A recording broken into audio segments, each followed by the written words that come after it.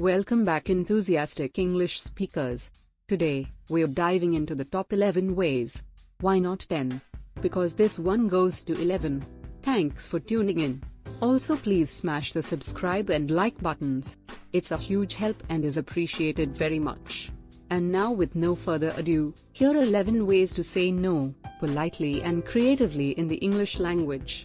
Whether you're turning down an invitation or politely declining a request, these alternatives will add a touch of flair to your conversations. Let's get started.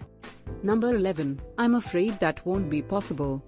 This polite phrase conveys your inability to comply without shutting down the conversation entirely. It shows respect for the other person's request while setting clear boundaries. Number 10. I wish I could, but I have a prior commitment. By mentioning a prior engagement, you demonstrate that your schedule is already full, making it easier for the other party to accept your refusal gracefully. Number 9. Let me get back to you on that.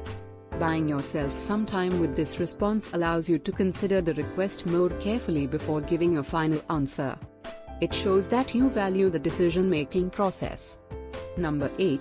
I appreciate the offer, but I'll have to pass this time. Expressing gratitude for the opportunity while respectfully declining shows that you acknowledge the gesture, even if you're unable to accept it. Number 7. I'm honored that you thought of me, but I'll have to decline.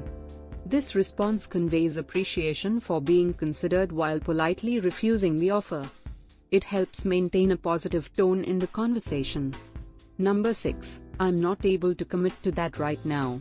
Being honest about your current capacity to take on additional tasks or responsibilities shows that you prioritize your existing commitments. Number 5. I'm going to have to take a rain check on that. Suggesting a rain check implies that you're open to rescheduling or revisiting the opportunity in the future, keeping the door open for future possibilities. Number 4. I'm in the middle of something at the moment. Can we discuss this later? This response buys you time to assess the situation and respond at a more convenient time, allowing you to handle the request on your own terms. Number 3. I'd love to, but it's just not feasible for me right now. Expressing genuine interest in the offer while acknowledging its current impracticality shows that you're receptive to future opportunities when circumstances change. Number 2. I have to prioritize my existing commitments, so I'll have to decline. By emphasizing the importance of honoring your existing obligations, you convey a sense of responsibility and integrity in your decision-making process. Number 1. I'm going to have to respectfully decline.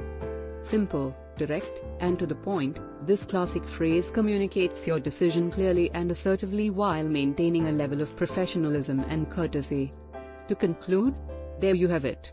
The top 11 ways to say no, creatively and politely in English.